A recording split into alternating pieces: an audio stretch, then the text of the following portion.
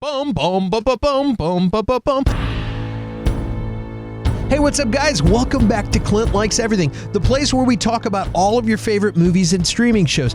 Guys, we don't just talk about your favorite shows here.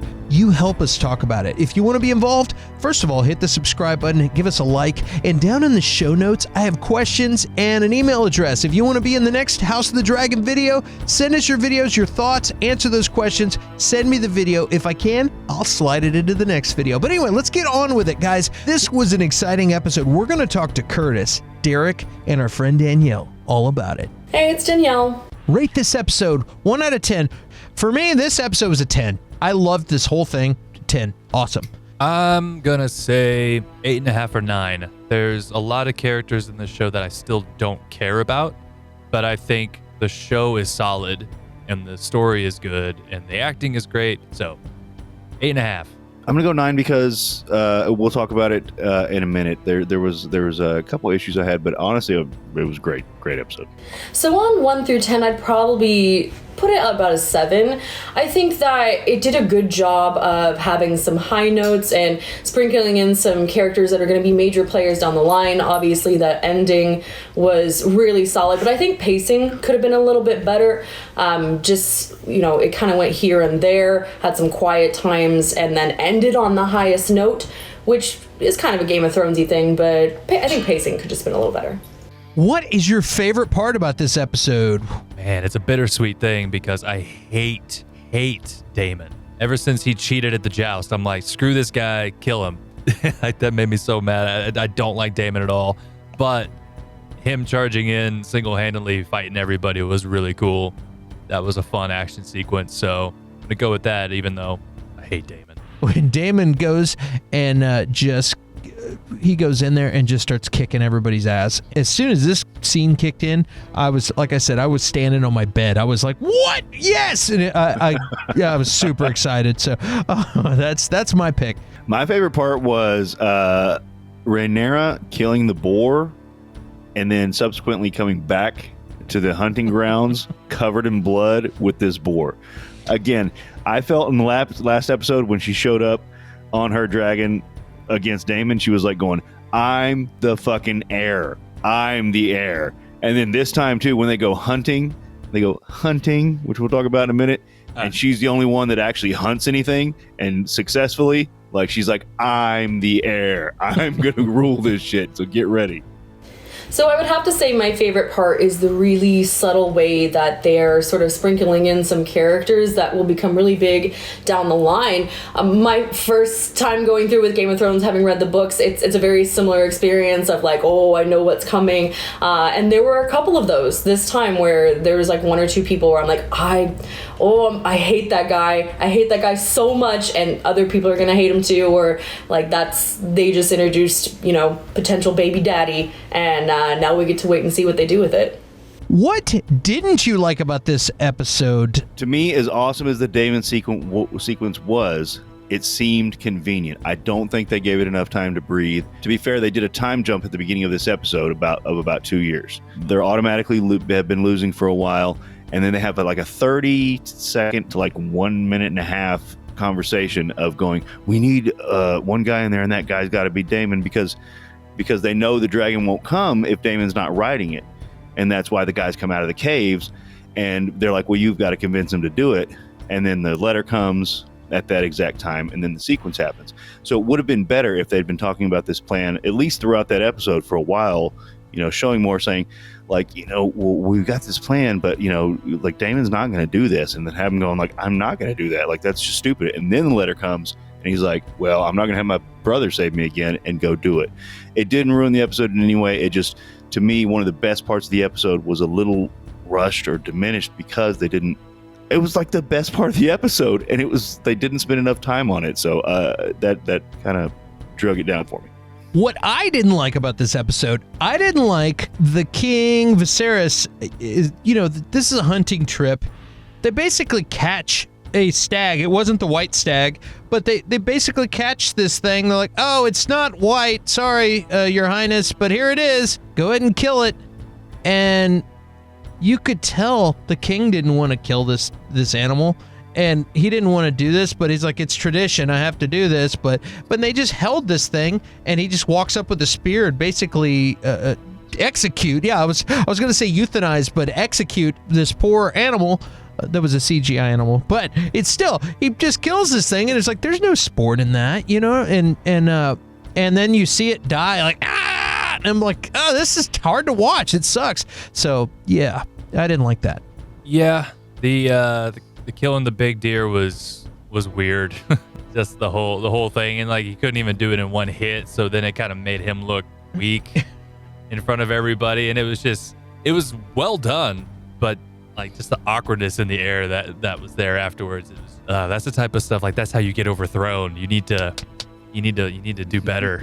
You need to do better, or you're gonna get poisoned. Yeah, don't be looking weak. That was another thing, is that the white stag was supposed to be a sign, because he's starting to consider passing this along to his son. You could tell the whole episode he's troubled. Should I keep my promise to my daughter, or should I appease the kingdom and pass this to my son? He's thinking about all the visions he's had, because he's influenced by that too. And yeah, it's interesting. But yeah, that not being the white stag definitely threw him off, and not being able to kill it in one shot didn't look good.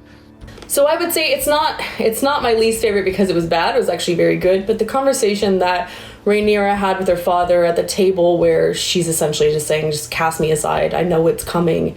Watching this show from a woman's perspective, where the woman is like the main character, it hit on levels of what it's like to have a dynamic between a daughter and her father. Favorite character? Rhaenyra. She's the only one so far that I care about. At first I didn't care about anybody, but this last episode I was like, okay, here she comes. She's doing the thing. Here we go. Rhaenyra. I'm trying to decide if I like her. Because she's a snot-nosed teenage girl, but that's the character. Like, she's doing it well, but at the same time, like every episode, she's just proving like that's my throne and doing it spectacularly. So, yep. This is a tough one. Rhaenyra is definitely my favorite character in this show. She's a badass. What really bums me out is that they're going to do another time jump where she's older, and we're not going to see Millie Alcock for very much longer. The young actress that's playing her is fantastic. I'm looking forward to what's going to come after this, but I'm not looking forward to not seeing her, because she's done such a good job. It's really hard to pick when you take her out of the equation, because she's got a lot of charisma. Otto Hightower is fantastic. He's really good at that character. The new wife of the king plays that role very well. Matt Smith is killing it in this role. Like that's an awesome character, because he's a hard-headed, arrogant guy, but underneath, there is good in him too. Where it's not like he's just a plain bad guy. It's a lot of great characters. I gotta hats off to these guys for this show and how it's going, because it's almost hard to pick. If Rhaenyra, played by Millie Alcock, wasn't just so outstanding, it would be really hard to pick the best character. So I feel like every week it's a little different, They've done a really good job at casting some of these. The writers have done a really good job, and the story kind of highlights everyone a little different every week. So I don't know who my favorite was this week. The WTF moment of the week. I was expecting a fight scene between the Crab King and Daemon, but then he just walked out with half a body, and I was like, oh, okay, it's done. I didn't think we were going to wrap this up at the end of this episode. I thought this was like the beginning of something bigger. Nope. Just brought him out. He did. It's gone. I was like, okay, moving on. Nice. It's kind of parrot of what y'all said earlier, but it was the king with the stag for me. It made the king seem, again, very weak. I think my WTF moment is going to still go back to the boar. When she killed that boar, I was like, what? And I rewound it and watched it like 3 times. I didn't see that coming, and I thought it was all done with, and they were going to go back to camp, and I did not see her brutally killing that thing. So everyone's gonna say that the what the fuck moment was the badass charge up the beach and the climactic ending, but for me it's a what the fuck moment for a completely different reason. A story is only as good as your villain, and who was that guy? What was the point? Did he have a story? Why did he look like that? They did no development on this guy whatsoever. By the end of it, I don't even remember his name. Did he have a name? So it's something that they stumbled with in season 7 and season 8 of the original series, in investing in the story of the bad guy and making the villain fleshed out. And I know that they're trying to jump through time and get to the actual dance in the Civil War, but it just felt like more of a plot device to show how badass Damon is, as opposed to there being any development behind this character whatsoever, aside from the fact that there's visceral fear and he's nailing people to wood and feeding them to crabs. Sure, that's great, but the best parts of Game of Thrones have more to do with intrigue and moving a story forward, and the best villains are the ones who had really layered ways that they got what they wanted and not just violence. You know what I mean? Cersei didn't just blow up the Sept of Baelor and didn't just send the mountain at people. She schemed, and she was really smart, and just stuff like that. So I feel like the what the fuck moment was cool, he killed that guy, but do I care? Did I care about that guy? I didn't really care about the guy. I did care about how it was done, and I enjoyed watching it. Should people watch this show? As long as you are okay with violence and the occasional nudity and the blood and all that, absolutely. It's real fun. I will absolutely recommend this show. If you like violence, nudity, incest, murder, blood, magic, dragons, go watch this show. If you like the original Game of Thrones and you're thrown off and you think, oh, I didn't like the way the last season went, and so I'm just not going to even watch this. I don't have any interest. They ruined it for me. And this is OG Game of Thrones. If you enjoyed Game of Thrones for several seasons, you're going to enjoy this show. It's a lot of fun. If you can't handle the Red Wedding, then don't watch this show. But if you love that about Game of Thrones, watch this show. You will not be disappointed. So far, it's been great. As long as they keep doing it the way they're doing it, it's going to be fantastic. I absolutely recommend this show. It is very good.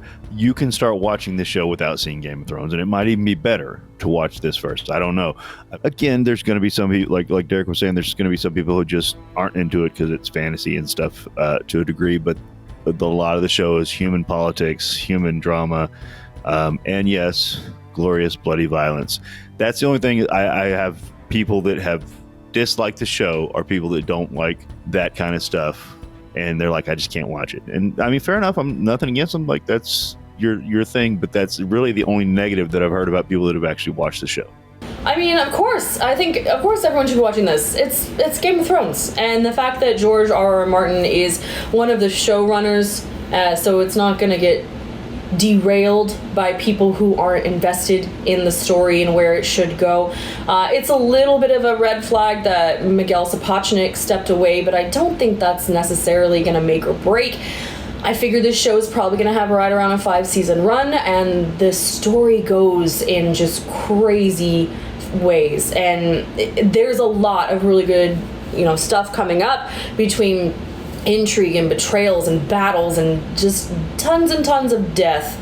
And I'm really excited. I'm excited to see how that's portrayed. Yeah, I love the show. I'm having a great time. I look forward to when I realize it's the day of the week that this show's on. I get excited. I'm like, oh, I'm gonna have dragons later, woohoo! And I start walking around singing boom, boom, boom, boom, boom, boom, boom, boom, boom all night, and it's a good time.